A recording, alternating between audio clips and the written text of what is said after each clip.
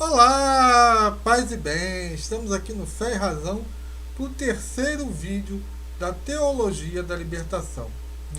Eu cheguei aqui ao ponto central desses vídeos todos. Eu comecei lá falando sobre o padre Júlio Lancelotti, né? Contei um pouco da história do Brasil, que é importante você entender o quadro político da América Latina para entender a teologia da libertação. Então, é aquela coisa. Se você não entender pelo menos um pouco de política do Brasil, você não vai entender o que é a teologia da libertação. Então, uma coisa você tem que ter em mente: tanto a esquerda quanto a direita brasileira bebe de uma única fonte política, Getúlio Vargas. Onde aqui a lei aos inimigos tudo, aos inimigos a lei. Isso é uma frase do Getúlio Vargas que é tanto usado pela esquerda como pela direita aqui no Brasil. Eu falei no vídeo passado, teve gente que fez questão de não entender. Se você é rico e tem poder no Brasil, você tem muito mais chance de se salvar de uma condenação, né, do que um pobre. Ponto final. O pobre é sempre ferrado no Brasil. É só você pegar aqui e botar o nome de um político aqui. Escolhe os políticos aí que você viu que entraram em processo, sofreram impeachment e depois foram até reeleitos. Isso é uma realidade dentro do Brasil que alguns, né, infelizmente, né, não querem enxergar. Mas é uma realidade. E o Brasil é extremamente esquizofrênico. Porque Getúlio, ele era anticomunista. Basta dizer que ele pegou a Olga Benário, mulher do Carlos Prestes, botou no navio e entregou ela para o Hitler, grávida. E isso é completamente ilegal. Mas é a máxima do Getúlio: aos amigos tudo, aos inimigos a lei. Mesmo que você haja contra a lei, né? Tanto para amigos como para inimigos. Então você veja o seguinte, né? Getúlio, que era um fascista, tá? É idolatrado pelo PT. E o meu PT, que idolatra Getúlio como fascista, critica o Bolsonaro chamando ele de fascista. Porque Getúlio, ele era fascista, né? E as pessoas, né, fazem essa equiparação entre Lula, Dilma, Getúlio, né? Escrevemos uma nova página na história da democracia. Caramba, como se Getúlio Vargas, o governo dele, fosse democrático, gente. Entendeu? Não tem o menor sentido. Isso que esse povo fala é coisa de maluco, é coisa de gente demente. Né? O meu presidente Lula, né, que baba ovos de Getúlio, lá atrás, ó, Getúlio é maravilhoso, ele se emociona com a Olga Benário e não consegue fazer uma ligação entre o que foi errado e Getúlio Vargas. Ele não consegue fazer isso.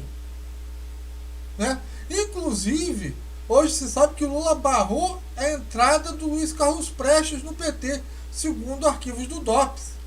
Quer dizer, é mal barato isso, né? Carlos Prestes, que era comunista, né? O Lula, que teoricamente, né, deveria apoiar um outro comunista, não quer saber dele, né? A própria Anitta Leocádia, né, a filha do Carlos Prestes, fala isso, que o PT nunca nos enganou, né? E eu não vou nem entrar aqui na questão também, né, do Bolsonaro, que o que ele prometeu na campanha eleitoral e o que ele está fazendo. Né? O candidato Bolsonaro, que repudiava o Centrão, agora está entregando cargos. Né? Esse pessoal fica aí falando Rodrigo Maia fora e o Bolsonaro diz que casou com o Rodrigo Maia. Aliás, uma coisa muito engraçada, né? O Bolsonaro, ele era PSL, né? Agora eu já nem sei que partido estratosférico ele é, né? E esse PSL do Bolsonaro tenta se aliar ao PT. Entenda essa esquizofrenia política que existe no Brasil, essa falta de identidade política. Tá certo que o PSL entrou lá e falou, não, vamos acabar com essa porcaria, beleza. Mas isso é para você entender essa doideira que é.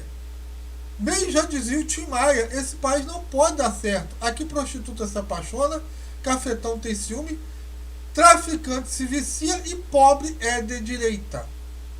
Então, assim, o pensamento do Tim Maia para você ver como é que o Brasil, né, está completamente numa esquizofrenia de ideologia. Tanto é que o Cazuza falava ideologia, eu quero uma para viver. E aí a gente vai começar, né, a entrar agora na teologia da libertação. Né, mas isso tudo aqui é para você ter uma ideia de como é que é o Brasil.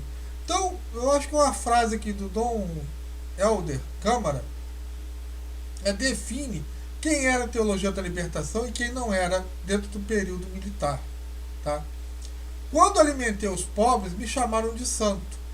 Mas quando perguntei por que a gente pobre, me chamaram de comunista. Essa fina linha, essa tênue linha, esse fio de faca, de ponta de faca, era o que determinava essa questão. Se a irmã Dulce, né, que é considerada santa, perguntasse por que os pobres são pobres, como é que a gente pode melhorar a vida do pobre? Né? Talvez ela fosse taxada de comunista, dependendo de quem ela incomodasse. Mas como ela só estava ali na dela, né, só alimentando os pobres, o que é muito, então ela já é taxada, né, ela fica fora disso. Mas, por exemplo, eu vi no site da Teologia da Libertação os mártires da libertação. E olha que o nome lá tá Dom Oscar Romero. Né? Dom Oscar Romero, para quem não sabe, foi um padre, um arcebispo, né, católico, no caso aqui, né, de São Salvador. E classificaram ele como Teologia da Libertação, por quê?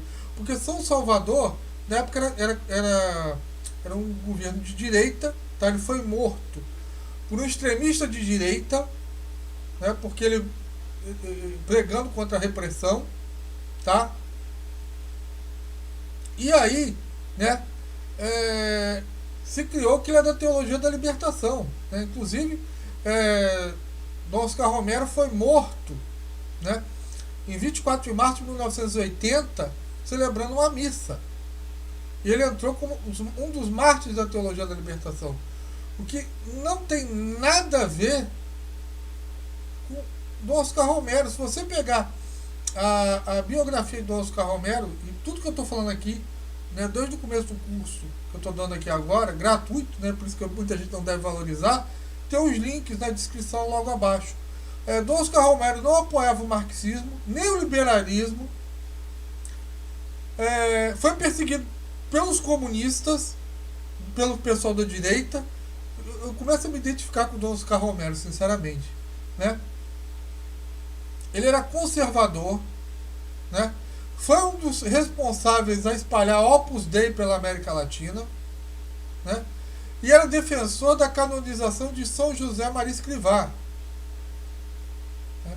Aí vai ter gente da Teologia da Libertação dizendo, não, mas teve uma reportagem do Oscar Romero, né, que ele disse que era da Teologia da Libertação, que ele concordava com a Teologia da Libertação. O problema é que ninguém lê a notícia inteira. Do Oscar Romero fala assim, claro. Contudo, há duas teologias da libertação. Uma que vê a libertação material, que foi que mais se espalhou pela América Latina, no mundo afora, e a do Paulo VI. Que era o quê? Era a opção pelos pobres, o entusiasmo dos pobres primeiro. Né? Só que isso degringolou, as pessoas usaram mal, entendeu? Mas o germe da Teologia da Libertação, se você for pesquisar, for fazer uma pesquisa séria, ela não tinha nada a ver com essa história comunista. Sim, ela queria combater a fome, a miséria, a opressão, a ignorância, né? Mas, carambola, ela queria um reino de justiça, de paz e de amor. Ela queria a conversão para Cristo. É só ler o Celando de Medellín de 1968. E todo mundo quer exatamente isso, combater a fome, a miséria, a opressão e a ignorância. O problema é que entrou aí né, essa parte material foi combatida por João Paulo II e, né, pelo cardeal Joseph Ratzinger, né, que depois virou Bento XVI. Em 1984 ele fala: a realidade da teologia da libertação não se compara a nenhuma heresia que até hoje existente. Porque você não tinha como identificar. Porque, primeiro, ela queria interpretar a vida cristã em perspectiva social, que não é, de certa forma, não é errado. Desculpa, mas você pegar e ver como um padre da teologia da libertação explica isso, diz: olha, você tem que ter uma visão de Cristo em tudo. Em tudo olhe e encontre a ti, Senhor. Né? A denúncia da injustiça, o combate à fome, isso tudo fazia parte disso aí. Só que é uma teoria, né, que eu falo. A teoria e a prática. Acabou. Né? E um jeito de seguir Jesus. Isso é que é o detalhe técnico. Né? Eles queriam realmente descer os pobres da cruz. Eles queriam justiça, liberdade, solidariedade, dignidade, esperança. Isso tudo estava dentro da teologia da libertação. Mas é o que eu falo. Você tem que ter a teoria e a prática. Então, né, eles dizem, né, alguns deles, que seguem a Cristo, mas na verdade eles seguem a Marx. Eles dizem que dão opção aos pobres, mas não é essa a verdade. Né? Eles dizem que esperam para isso, mas o que eles esperam é o comunismo. Alguns padres da teologia da libertação também não pode generalizar. Né? O próprio Cristo, se fosse a teologia da libertação, quando a Bíblia fala: ganharás o teu sustento com o teu suor, ele seria tratado de fascista, direitão, né, liberal, reacionário, né, proletariado. Quer dizer, não ia encaixar naquilo. Mas também a direita às vezes também não encaixa com as teorias de Cristo, porque a mesma direita, né, que estava lá no tempo de Jesus, desculpa dizer que direita no tempo de Jesus, mas os fariseus, né, no caso, chamavam a mulher adulta de vadia, sem vergonha, tinha que apedrejar. É a mesma coisa que acontece na história. Entendeu? Vê um monte de preconceitos em cima do outro. Então, e aí vem a questão, né? Quando o cara da teologia da libertação critica o Papa, ele é comunista, ele é safado. E quando o cara da direita critica o Papa, como eu já vi católico de direita, eu tenho um monte de texto aqui, eu tenho um texto inteiro de um cara aqui, né, falando mal do Papa, dizendo que o Papa disse que Jesus nasceu de um povo pagão, que Jesus fracassou na cruz. Eu duvido que esse cara seja católico de verdade, sinceramente. Assim como eu duvido que um cara que é extremo da teologia da libertação ele seja católico de verdade. Eu duvido isso. Mas são realidades dentro da igreja. Então, voltando, né, à história do Brasil, você está vendo, né, um governo que se diz de direita, que era o tempo da ditadura militar, né, supostamente, baixando regras de esquerda. Em caso de dúvida, veja o vídeo anterior, que eu não vou entrar isso aqui em detalhes. E você vê que esses militares entraram por causa da Igreja Católica. E a Igreja Católica falou: bom, nós fizemos a cagada, nós temos que desfazer essa cagada. Então todo mundo que era contra, no caso aqui, né, os militares, eles eram taxados de teologia da libertação. Eu tive a oportunidade de conhecer Dom Mauro Morelli, né, quando ele foi bispo de Caxias. E Dom Mauro Morelli, ele era teologia da libertação, mas ele foi um dos primeiros a criticar o governo do Lula. E por isso é que despacharam ele, né, lá para o raio que o parta. E você pode pegar aí, Dom Mauro Morelli é um exponencial da teologia da libertação. Mas ele discordou do Lula. Ele discordou das medidas que o Lula estava tomando em relação aos pobres. Dom Mauro Morelli. Entendeu? Quer dizer, era para ele... Não, o comunismo chegou no poder, o socialismo chegou no poder, vamos descambar aqui, né, e vamos fazer todo aquele esquema, né, de, chegamos lá. Não foi isso que aconteceu. Muitos bispos eu acredito, muitos padres discordaram quando o PT chegou lá. Tem um vídeo do padre Léo falando sobre isso, sobre a ascensão do Lula, procura aí. Né? Então, mas por que a teologia da libertação atraiu tanto? A questão é essa. Né?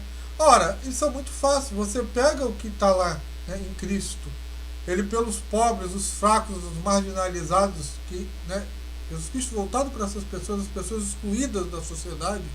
Né? Você tem, né, a fração do pão, né, que a teologia da libertação prega. Então isso tudo incorporando a teologia da libertação. E o que você tinha do outro lado? Uma igreja conservadora que aparentemente não estava dando conta de tomar conta dos pobres. Tanto é que eu falei, Paulo VI cria para isso. Uma igreja voltada para dar prioridade aos pobres.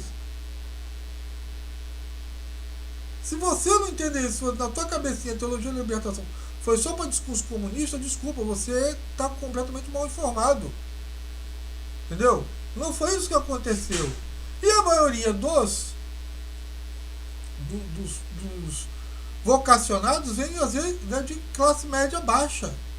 E mesmo as classe média alta, né, que venham, eles já vêm com uma influência também de esquerda. Você vê em São Paulo, disseram que o Boulos está sendo apoiado pela classe alta. Então, para você ter uma ideia, né, esse ataque ao tradicionalismo, que eles acham que é engessado, a teologia da libertação, ao contrário do protestantismo, o protestantismo ele vem para resolver um problema psicológico, tá? Do Lutero, do Calvino e de todos esses, né, fugitivos do Pinel que fundam seitas por aí. Você vê que é um problema psicológico, emocional. A teologia da libertação não. Ela quer combater uma igreja que ela acha que está engessada e não está mais falando com o mundo. Tanto é que você tem o quê? O dragão do tradicionalismo. Tá bom? Se você lembra do discurso, né, em Aparecida, de Dom Orlando Brandes, né, o que ele pede? Proteção à vida, proteção à Amazônia. Né? Cara, o discurso dele, né, o que ele faz entender? Que a tradição, né, nosso tradicionalismo católico não está protegendo a vida, não está protegendo a Amazônia. Né? Ele diz que o dragão do tradicionalismo, que a direita é violenta e injusta. Como eu citei aqui, do Oscar Romero, foi morto por um cara de direita, para você ver como há essa violência. Né? Como se a esquerda também não fosse violenta. Né? Mas, né?